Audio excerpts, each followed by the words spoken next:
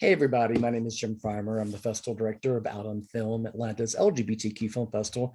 I'm also an arts reporter for Georgia Voice. I'm very excited to have a special guest today. We're talking to Vishaal Reddy, who is the star and writer of the new show Insomnia, which is on Revry right now. In it, the main character of Nikhil is a bisexual Indian American living in New York who also works as an escort as well. I watched it a few days ago. I really enjoyed it. So thanks so much for joining us today.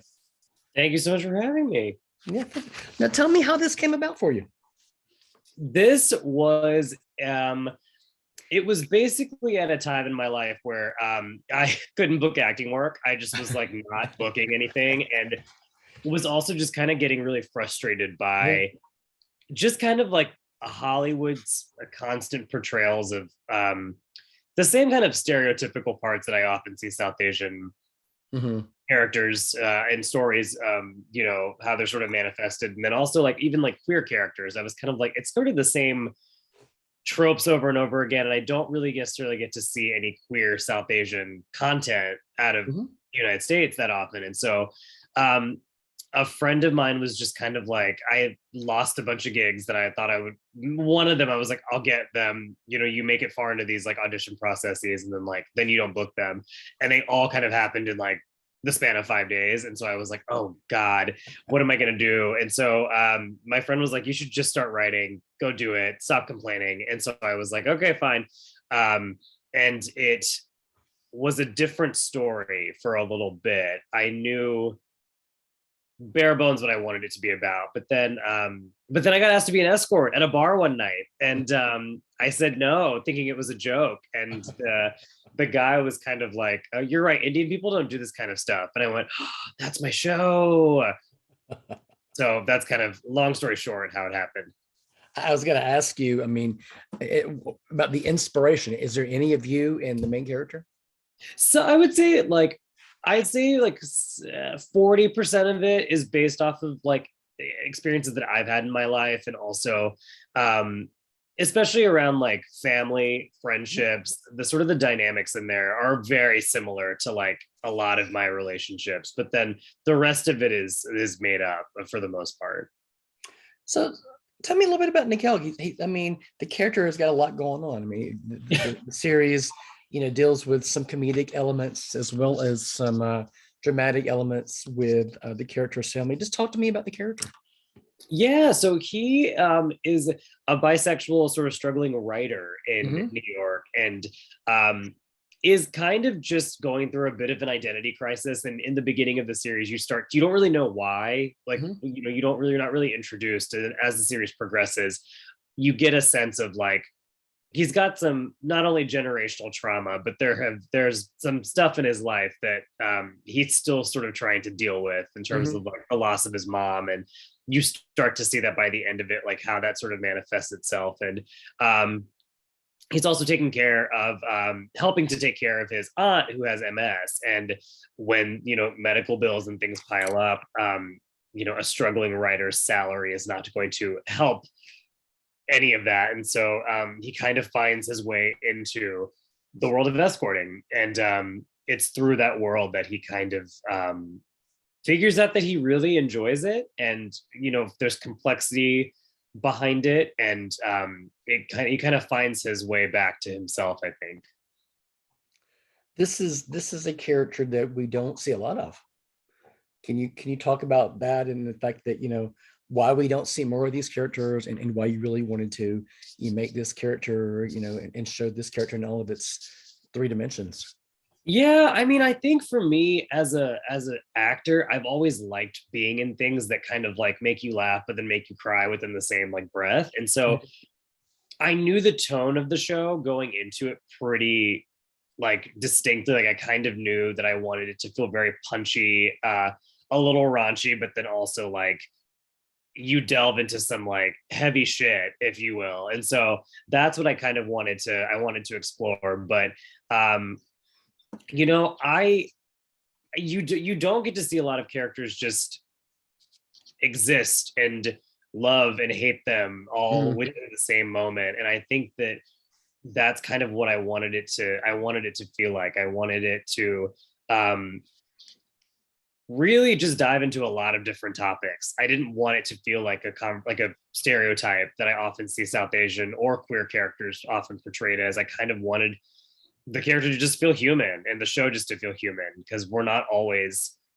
these archetypes. And so I was really trying to paint a picture of like, cool, we're going to talk about things that have been done before. Like an escorting story is not necessarily new, but to have it from the perspective of an Indian American person is something that you don't see that often. And we're often, you know, as an Indian person, we're not often sexualized or romanticized in a lot of media, and to sort of take those stereotypes and flip them on their heads and showcase a brand new side of ourselves was sort of the ultimate goal, because that's the fun of just being able to like create your own world, is to just kind of take all that stuff that people want to put on you and just say, no, I'm not going to do that. And that's kind of that's where a lot of the inspiration came from. It was kind of like, okay, what don't we get to do in our respective communities in like art? Like what don't we get to see us do? And so how do we make that into something? You know, also, you know, the character is bisexual, and you don't see a lot of bisexual characters.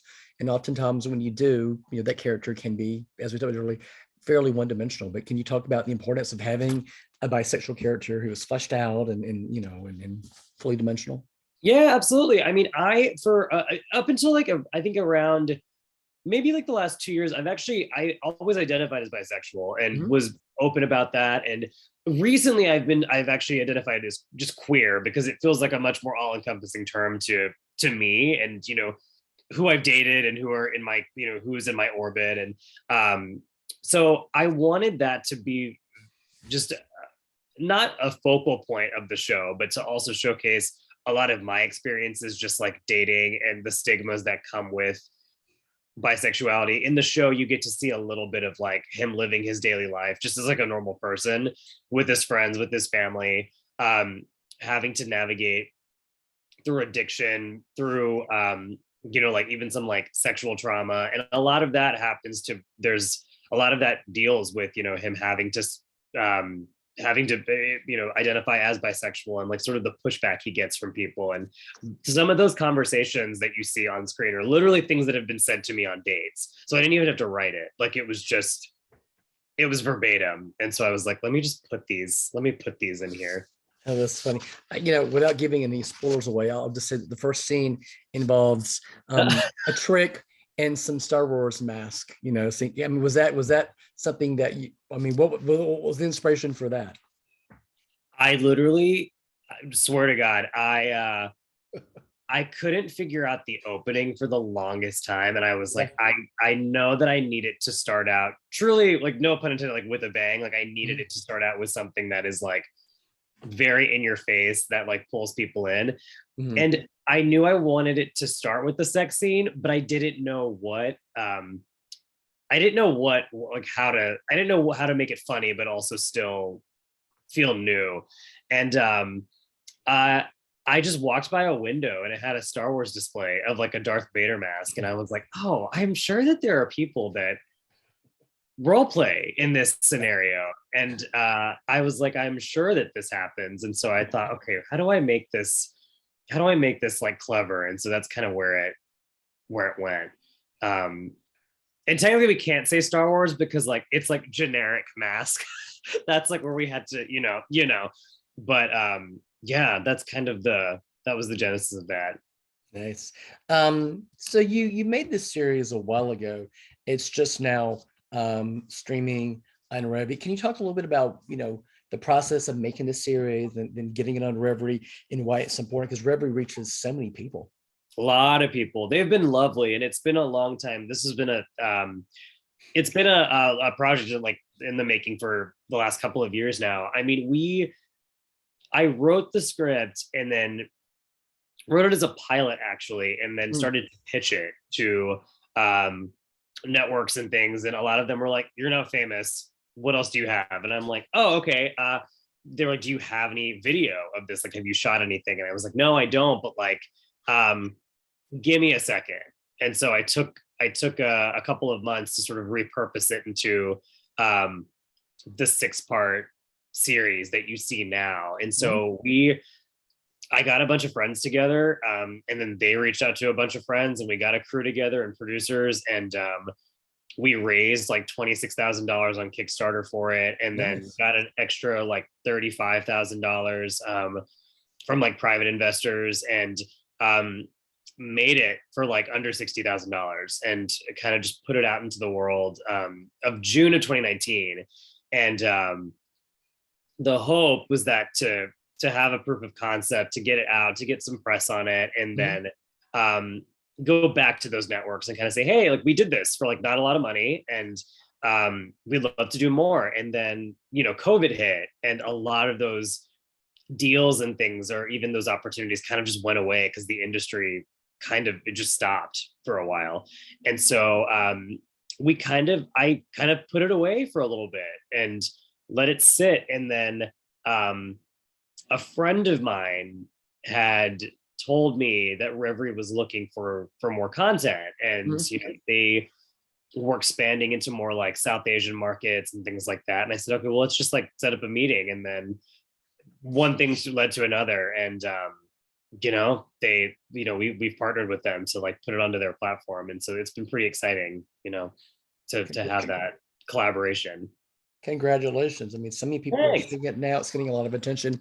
And from what we discussed earlier, it looks like there might be a second season.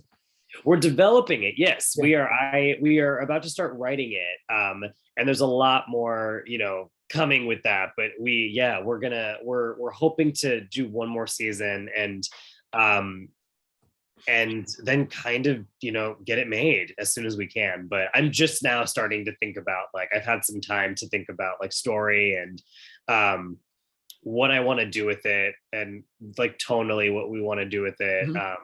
And yeah, it's exciting. I put it away. There's a couple other projects that I've written in between now and then, and so that those have been sort of the focus. And now I get to come back to him and finish this off in the way that I've wanted to for a little bit. As the star of this, as well as a producer and writer, I mean, you mentioned the word tonally, but can you talk about the tones of the show and making it so that it does sort of go from a funny sex scene to family issues, and really just maintaining that fine balance between the two? Yeah, I mean, I think for me, it was just keeping it grounded. Like, Mhm. some of the comedy and stuff is heightened, but it still is all very much like grounded in reality. And I think that's what I just wanted to make sure, was that it still felt very like realistic. And even the dialogue felt like it was very lived in. And I wanted it to feel like the people you're watching really do have relationships with one another, or they know each other in some way. And even if they don't, it doesn't feel like cartoony in any way. Um, and I sort of just knew that I wanted it to feel like a very dark comedy, but then Mhm. have that like touch of drama to it, especially when it comes to like family. Sure.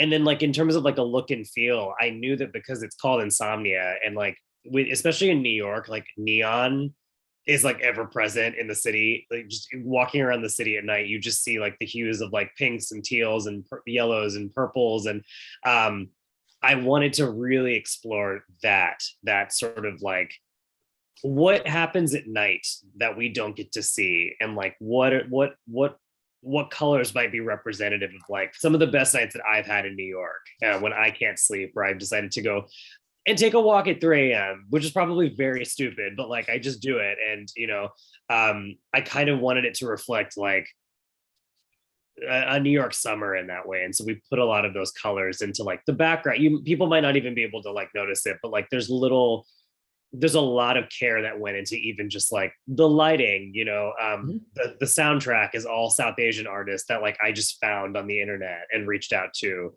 Um, the Most of the cast is people of color, and so we wanted to make sure that we were lighting it correctly for us, so that because that's something that often we don't get to see. Mhm. And little things like that, we took a lot of time and care into to figure out the overall tone of the piece, which we're really happy with. For doing this for not a lot of money, it was great to have as many people on board to be like, yes, we're happy to help, and like happy to like work for this in any way. Congratulations. We were talking earlier, and I didn't realize that she grew up in Tennessee. Yeah, yeah. I grew up And in born and raised. you're very familiar with Atlanta.